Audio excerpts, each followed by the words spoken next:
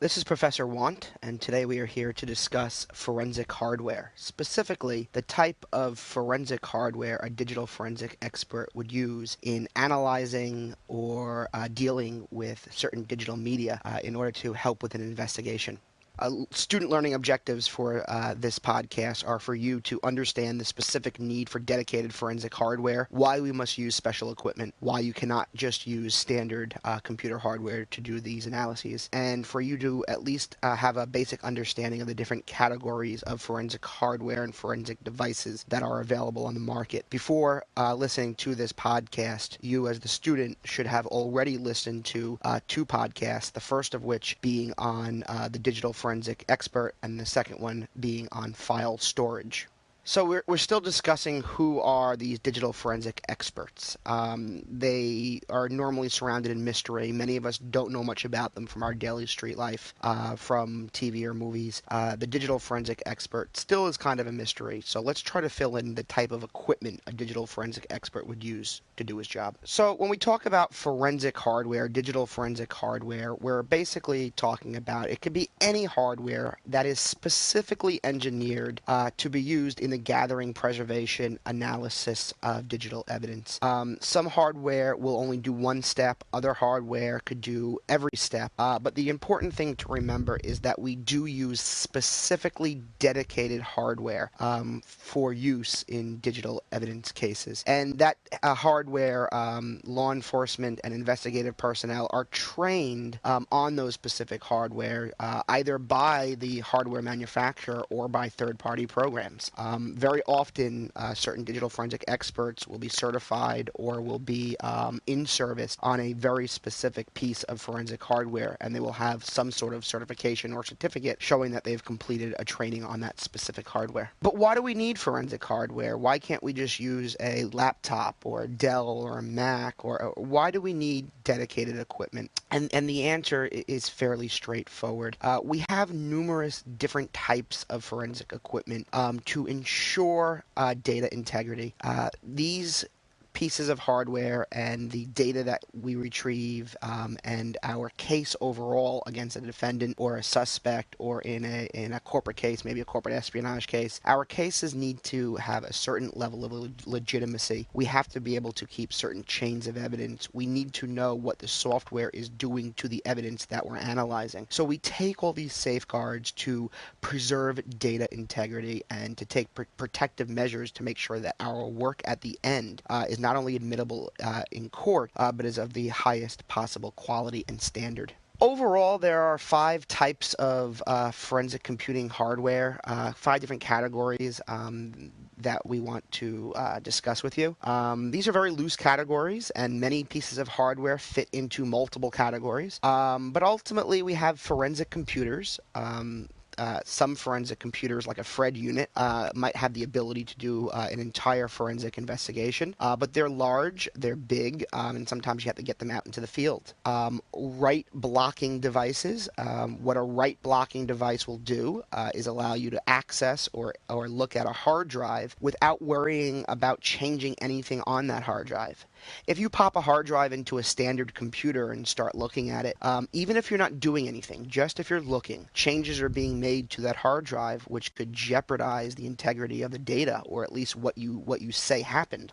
So a write blocking device, which is the standard, would prevent us from making any changes to that hard drive or to that data while we're looking at it. Imaging devices are important. We'll get into those in a second. Let's say we're going into a situation where there are multiple computers being used that we need to analyze. We might not be able to take them all with us, or we might have a lot of hard drives, and we will probably need to make copies of them before we do anything to them. We'll get into imaging devices. Data wiping devices. So now that we're done with our project, now that we've proven what we've proven, now that we have gotten our case finalized and all of our evidence is logged and preserved, how do we make sure that the next case doesn't get infected or contaminated by our previous case. How do we prove that the information for case 2 was not affected by the information from case 1? Well, we wipe the devices in specific ways.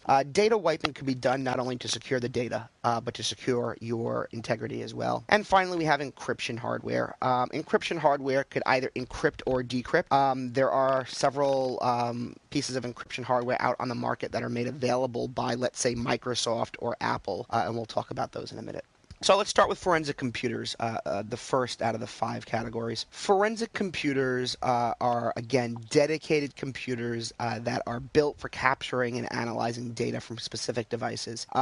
It could be a hard drive, a cell phone, a flash drive. It could be anything digital. Sometimes we might take a off-the-shelf computer like a Mac Pro or a Dell, install special software on it, and make it a dedicated hardware, a dedicated forensic computer. Other times, we will have dedicated computers that are built and that live at our digital labs, that never leave our digital labs. They may be large towers, 3 feet high, 3 feet high, and these dedicated computers, such as our forensic evidence recovery computers, don't leave the lab. They don't have any other purposes, and they're all about forensic analytics.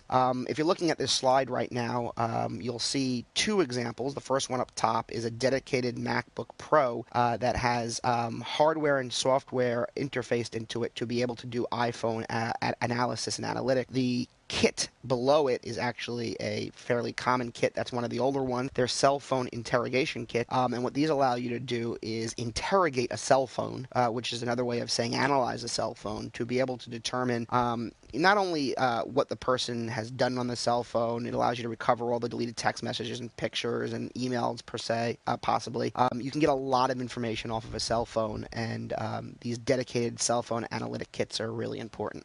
So we've already talked about the fact that data integrity is the #1 priority for digital forensics. We have to prevent contamination. So as we discussed earlier, write blocking devices are incredibly important. Write blocking devices prevent you from writing to a hard drive that you're currently reading from. As I discussed on a previous slide, just by reading from a hard drive, you will make some changes to it. So we use write blocking devices. Some of them are built into dedicated forensic computers, and others are separate. We use write blocking devices to be able to analyze digital media. It doesn't have to be a hard drive. It could be a flash drive or a SIM card or a SD card from a camera or internal memory in a product. But what we don't want to do is change what's on there. So we use a write blocking device in one way, shape, or form.